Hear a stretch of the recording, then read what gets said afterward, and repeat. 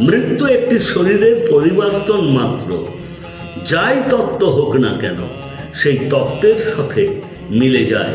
আমাদের শরীর মাটি দিয়ে তৈরি এবং একদিন মাটিতেই মিলে যায়। আমাদের শরীরে যে বিবেক রয়েছে, আমাদের সাথে সাথে তারও নতুন রূপ প্রাপ্তি হয়।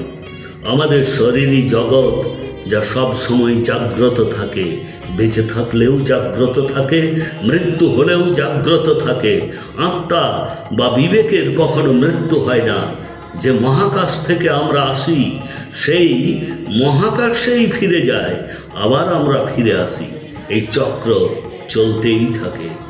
জন্ম ও মৃত্যু আমাদের জীবনের সবচেয়ে বড় পরিবর্তন।